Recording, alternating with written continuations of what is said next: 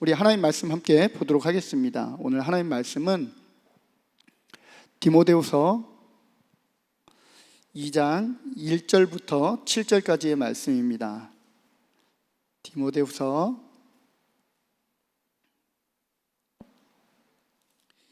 2장 1절서부터 7절까지의 말씀, 우리 한 절 한 절 교독하시고 마지막 7절은 우리 한 목소리로 함께 읽도록 하겠습니다. 디모데후서 2장 1절입니다. 그러므로 내 아들이여 그리스도 예수 안에 있는 은혜로 굳세어 지십시오.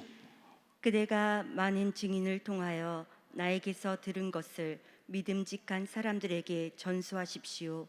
그리하면 그들이 다른 사람들을 또한 가르칠 수 있을 것입니다. 그대는 그리스도 예수의 훌륭한 군사답게 고난을 함께 달게 받으십시오. 누구든지 군에 복무를 하는 사람은 자기를 군사로 모집한 상관을 기쁘게 해주어야 합니다. 그러므로 그는 살림살이에 얽매여서는 안 됩니다. 운동 경기를 하는 사람은 규칙대로 하지 않으면 월계관을 얻을 수 없습니다. 수고하는 농부가 소출을 먼저 받는 것이 마땅합니다. 함께 읽겠습니다. 시작. 내가 하는 말을 생각해 보십시오.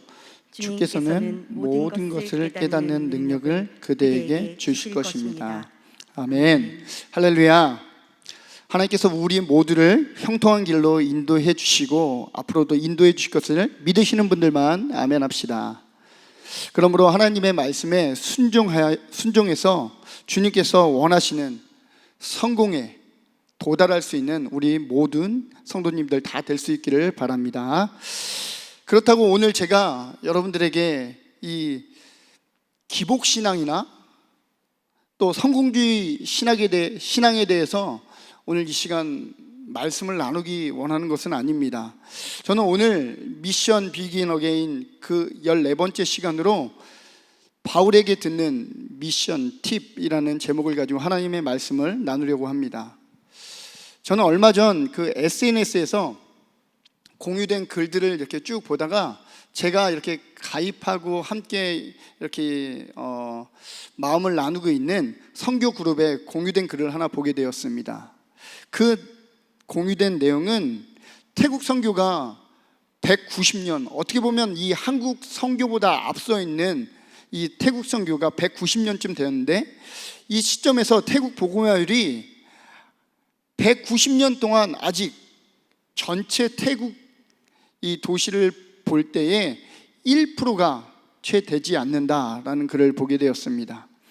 또한 이 북부 쪽에 소수민족들이 살아가고 있는 북부에는 이 많은 외국인 선교사들로 인해서 자그마치 14%, 15% 정도의 복음화율이 진행되었음에도 불구하고 도시 방콕과 그리고 남부, 우리가 잘 아는 뭐 이런 여행지 이 남부와 그리고 동북부인 제가 지금 마음에 품고 가려고 하는 이 동북부 이산 지역에는 아직도 복음화율이 1%가 채 되지 않는다고 말하면서 태국 선교의 문제점과 실패의 원인에 대해서 이 어떤 분이 이 SNS에 글을 나누고 있었습니다. 저는 이 글을 처음 보게 된 시점에서는 선교의 성공이 어디에 있고 선교의 실패가 어디 있을까라는 생각이 들었습니다. 그러면서 제 마음 한편에는 이 글에 대한 부정적인 마음이 들었습니다. 이 사람 너무 이 선교에 대해서 함부로 얘기하는 거 아니야? 라는 생각이 들었지만, 그러나 오늘 말씀을 제가 준비하게 되면서 이 글을 다시 보게 되었는데, 그리고 또 다른 참고 도서들을 좀 보면서 생각이 조금 바뀌게 되었습니다.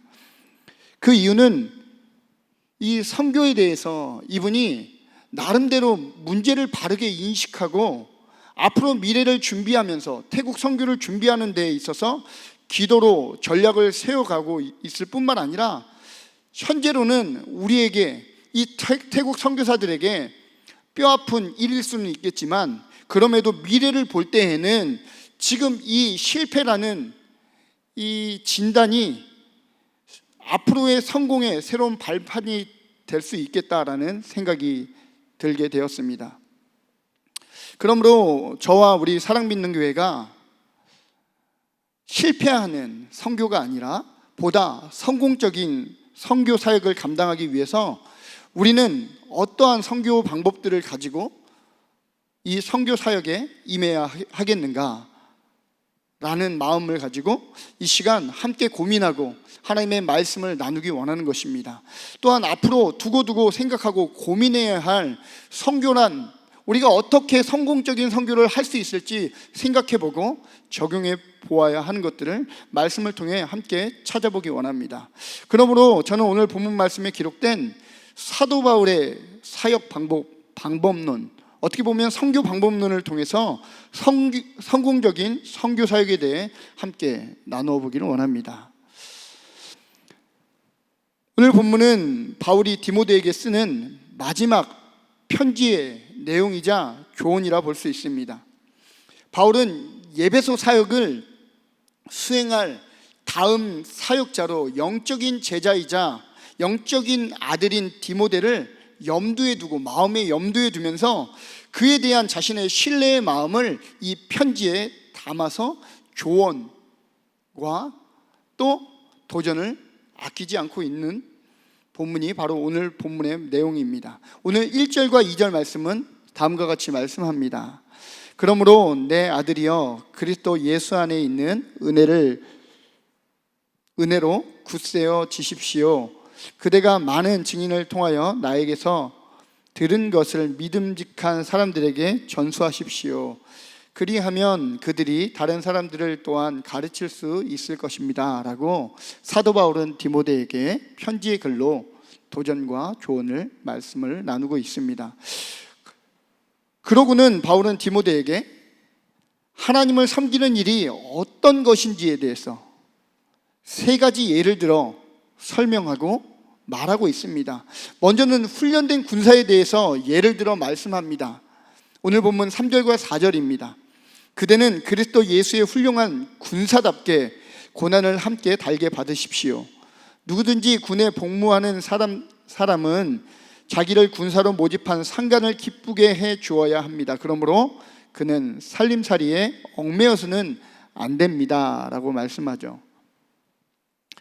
바울은 디모데에게 훈련된 군사라는 예를 가지고 군사는 고난을 두려워하지 않을 뿐만 아니라 자신의 삶에 얽매이지 않음을 말씀하고 도전하고 조언하고 있습니다. 그리고 오늘 본문 5절에서는 운동선수라는 예를 가지고 사역에 대한 당부를 아끼지 않습니다. 5절은 이렇게 말씀합니다. 운동 경기를 하는 사람은 규칙대로 하지 않으면 월계관을 얻을 수 없습니다 라고 말씀하죠. 만약에 축구선수가 그 규칙이 발로 하는 운동 경기인데 손처럼 축구공을 튀기며 그 골대 안에 공을 넣으면 그 사람은 어떻게 될까요? 바로 퇴장을 당해서 그 축구라는 경기에 임할 수 없을 뿐만 아니라 그 팀은 그 선수로 인해 어려움을 겪게 되는 것이죠.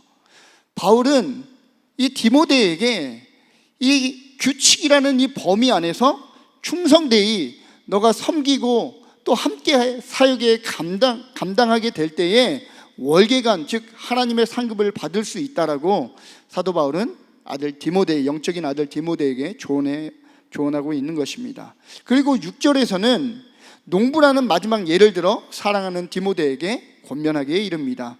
6절은 이렇게 말씀합니다. 수고하는 농부가 소출을 먼저 받는 것이 마땅합니다 라고 말씀하죠. 농부는 열매라는 미래적인 풍작을 기대하며 오늘의 육체적인 노동과 그리고 자연 환경의 여러 가지 조건들 그 가운데 땅을 갈고 씨를 뿌리며 물과 퇴비를 주어야 열매를 풍작을 얻을 수 있게 되는 것입니다. 농부는 저절로 열매를 맺을 수 없을 뿐만 아니라 곡식이 스스로 자라서 곡간에 채워지지도 않는 것이죠. 바울은 이러한 사실을 영적인 아들 디모데에게 조언해주고 있습니다. 바울은 디모데를 향하여 군사 그리고 운동선수 또한 농부라는 세 가지 예화를 가지고 조언하며 권면합니다. 그것은 앞으로 감당하게 될 에베소 교회의 사역에 영적인 스승이자 아버지의 따뜻한 마음으로, 그리고 냉철한 마음으로 나의 영적인 아들인, 나의 영적인 제자인 디모데를 향해 조언하고 권면하고 있는 것입니다. 디모데를 향한 바울의 조언이자 권면, 즉 예배속 교회를 사역을 염두에 둔 디모데를 향한 바울의 뜨거운 가르침을 통해 저와 우리 사랑 믿는 교회가 앞으로 감당하게 될 선교의 사역을 어떻게 하면 성공적으로 갈 수 있을지, 성공적으로 이뤄가기 위해 본문이 우리에게 주는 교훈은 무엇일지 함께 생각해 보기 원합니다. 그 첫 번째는 바로 이것입니다. 우리에게 맡겨진 선교 사역에 함께 준비되어져야 한다라는 사실입니다. 바울은 디모데를 향해 이 편지를 쓰게 된 분명한 동기와 이유를 이 편지라는 내용 안에 다 함축해서 이야기하고 있는 것입니다. 그냥 디모데의 안부를 묻거나 디모데에게 인사치레로 이 편지를 쓰는 것이 아니죠. 바울은 디모데를 예배석 교회의 사역자로 염두에 두고 마음에 점찍어 둔 상태에서 이 편지를 쓰면서 앞으로 에베소 교회의 사역을 어떤 식으로, 또 어떠한 마음가짐과 태도로 감당해야 하는가를 이 편지를 통해 조언해주고 가르치고 있는 것입니다. 바울은 이 편지를 통해 디모데를 준비시키고, 그리고 앞으로 감당해야 되는 사역들에 있어서 기도로 철저히 전략들을 세워가기를 영적인 아버지였던 사도 바울은 간절히 원했던 것입니다.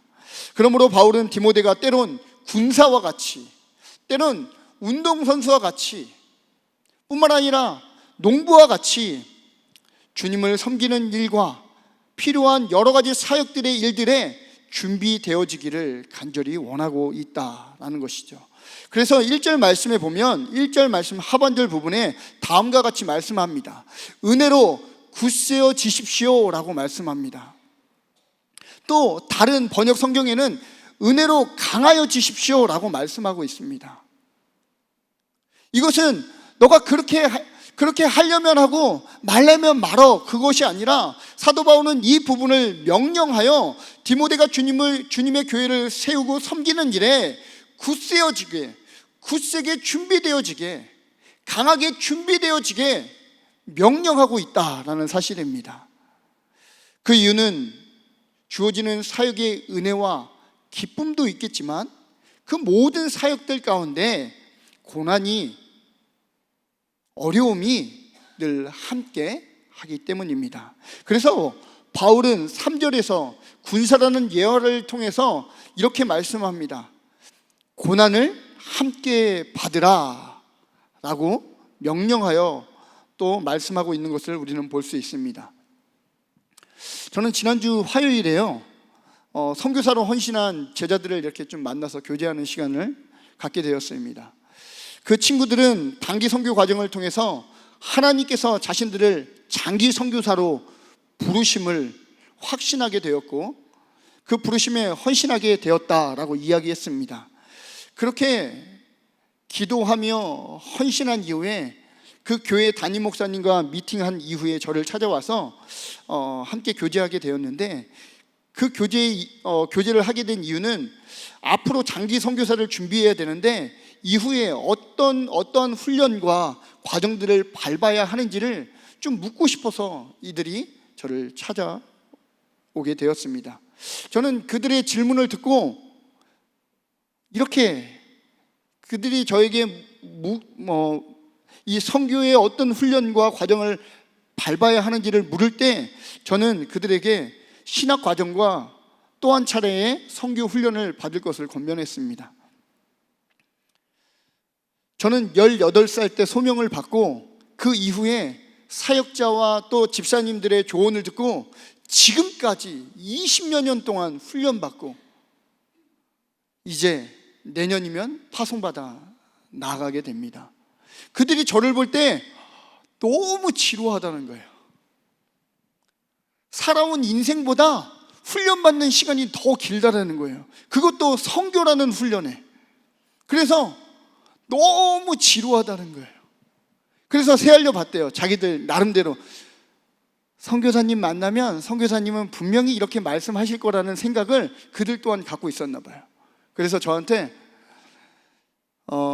신학대학원 3년, 그리고 만약에 THM을 하게 되면 4년, 선교 훈련을 받으면 5년, 한 자매는 5년 동안 앞으로도 훈련을 받아야 되는데, 그 5년 이후에 나이가 어리기 때문에 또 본교회에서 사역을 또 해야 되고, 그러면 한 2년 이상 한다고 하면 7년, 그리고 저처럼 또 교회를 통해서 인준받아 친구의 인준을 받으려고 하면 목사 안수를 받아야 되는데, 그 기간을 포함하면 10년이 훌쩍 넘어가는 거예요. 그러면 그 친구들도 이 지루한 김인태 선교사의 훈련 과정의 나이쯤이 되어 있는 거예요.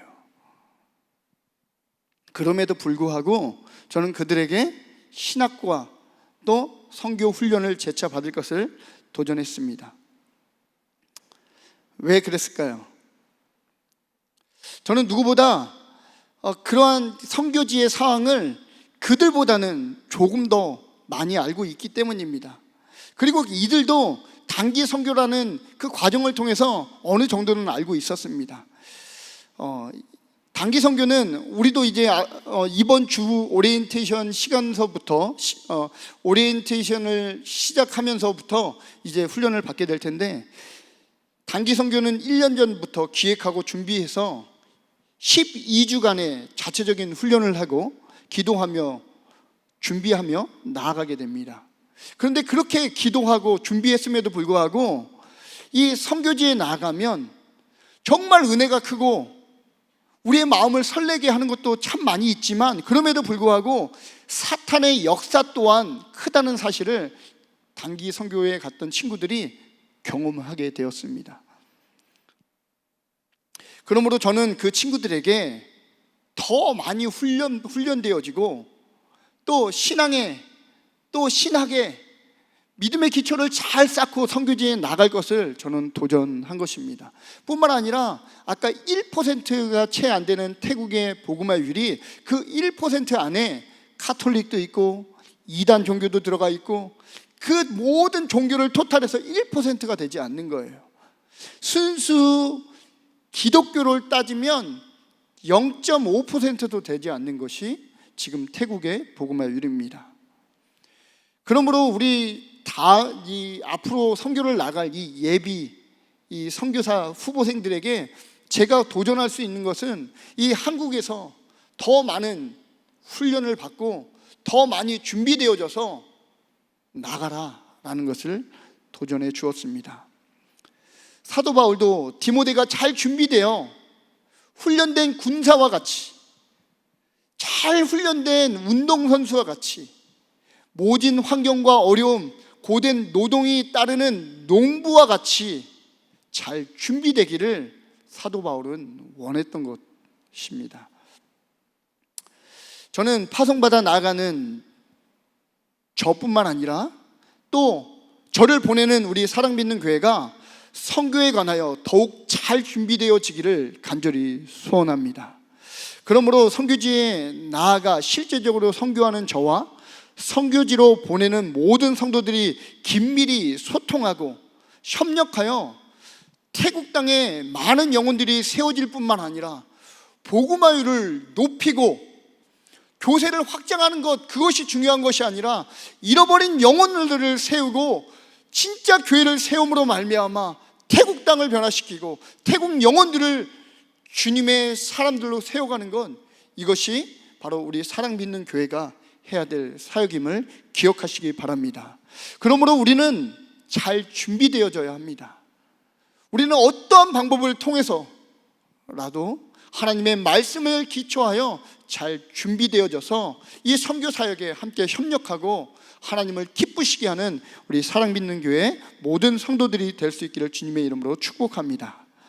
그러기 위해서는 저뿐 아니라 우리 모두가 하나님의 선교 사역에 먼저는 기도하고 마음과 뜻을 모아 준비하여 성공적인 선교 사역을 감당하는 우리 교회가 될 수 있기를 간절히 소원합니다.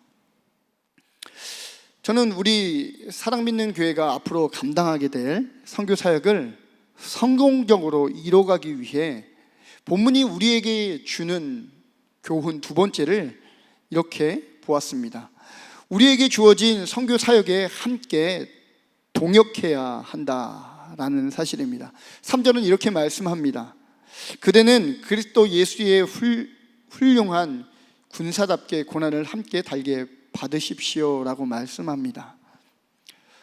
바울은 디모데에게 주님의 사역을 감당하는 데 있어서 주어지는 고난에 함께 하라라고 말씀합니다. 사실 사도 바울이 이 선교의 사역을 감당하는 데 있어서 우리가 잘 아는 것처럼 가는 곳마다 숱한 고난과 어려움, 문제들을 만나지 않았습니까?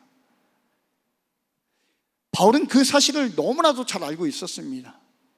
그래서 바울은 복음을 전했던 도시 루스드라와 이고니온과 안디옥에서도 복음을 듣는 자들에게 오늘 3절과 같은 말씀, 디모데에게 했던 그와 같은 도전의 명령들을 그들에게도 했던 것을 우리는 보게 됩니다.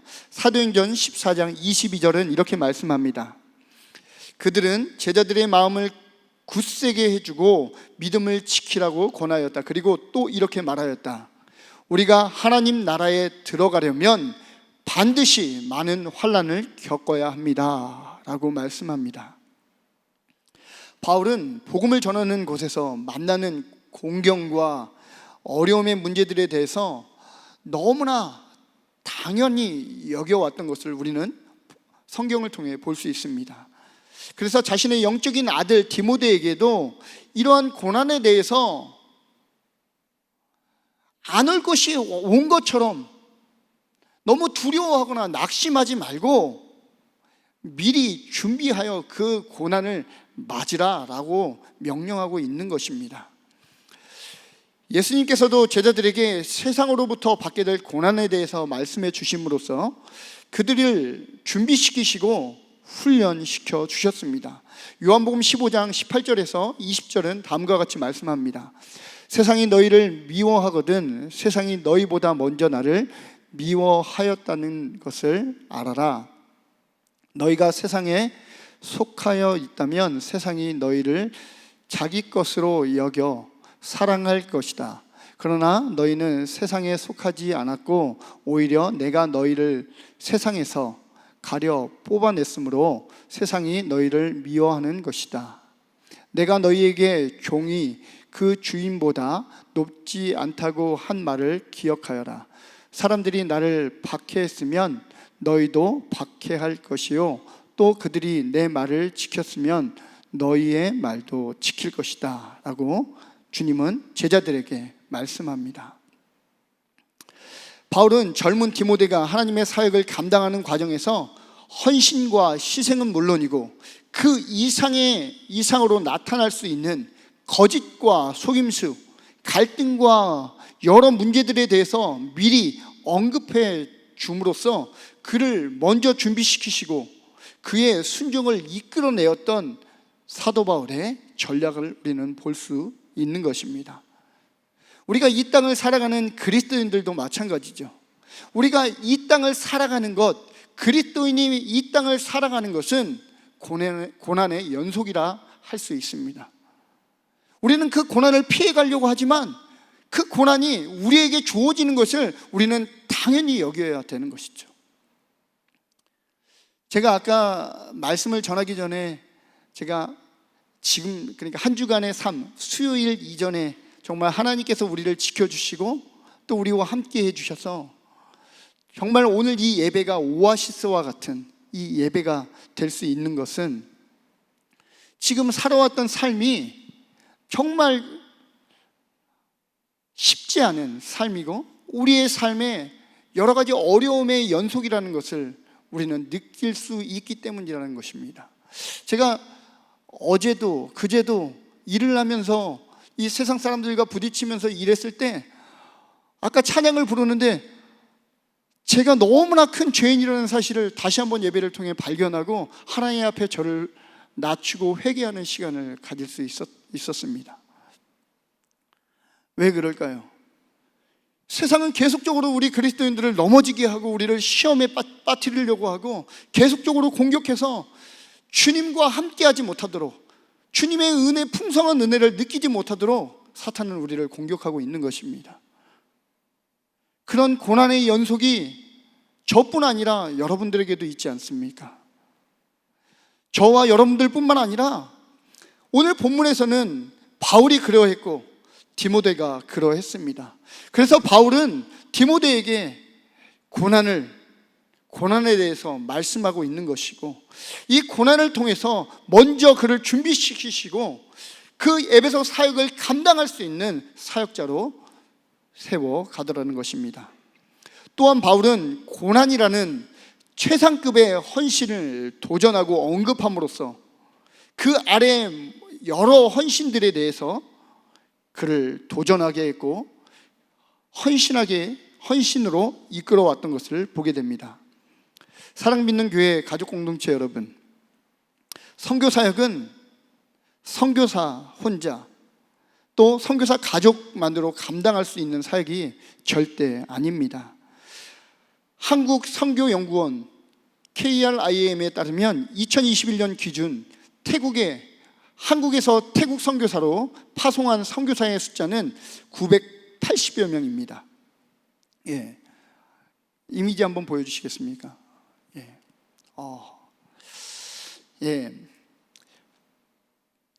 태국에 980명이라는 한국 선교사가 나가 있고, 뿐만 아니라 전 세계적으로 이 태국에 선교사를 보낸 숫자도 이보다 훨씬 더 클 거라고 생각합니다. 그럼에도 태국의 복음화율이 1% 미만에 그치고 있는 상황입니다.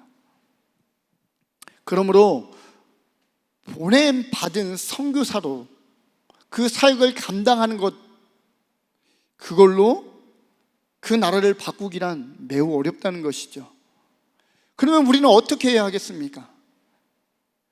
보냄받는 선교사뿐만 아니라 보내는 자들이 함께 동역함으로 말미암아 몸은 이 한국 땅에 있지만 우리가 이 태국 땅으로 선교사를 파송했을 때 우리의 마음과 우리의 헌신과 우리의 열정 또한 이 태국 선교에 함께 동역해야 하는 줄 믿으시기를 바랍니다.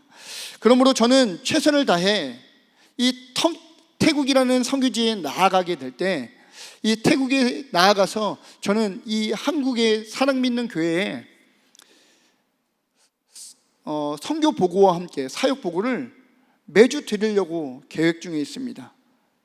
그래서 작은 것 하나하나 우리 성도님들과 함께 나누고 사역들을 함께 동역하며 선교의 사역을 감당해 나가려고 하고 있습니다. 하나님께서 여러분 각자에게 주신 달란트들이 있지 않습니까? 그 달란트들을 통해서 하나님께서 우리 교회를 통해 저를 보내시고 또 함께 동역해야 하는 선교 사역에 함께 동역할 수 있는 우리 모두가 될 수 있기를 주님의 이름으로 축복합니다. 주님께서 우리 사랑 믿는 교회 가운데 맡겨주신 선교의 사역을 우리가 성공적으로 감당하기 위해서 우리는 우리에게 맡겨진 선교의 사역에 준비되어져야 함을 함께 나누었습니다. 그리고 우리에게 주어진 선교 사역에 우리가 믿음으로 함께 동역해야 함을 나누게 되었습니다. 우리는 이 사실을 인식하고 함께 믿음으로 준비되어지고 동역함으로 말미암아 하나님께서 우리 사랑 믿는 교회를 통해서 열방 가운데 하시고자 하시는 그 사역을 우리 모두가 함께 이뤄가게 되기를 주님의 이름으로 축복하며 도전드립니다.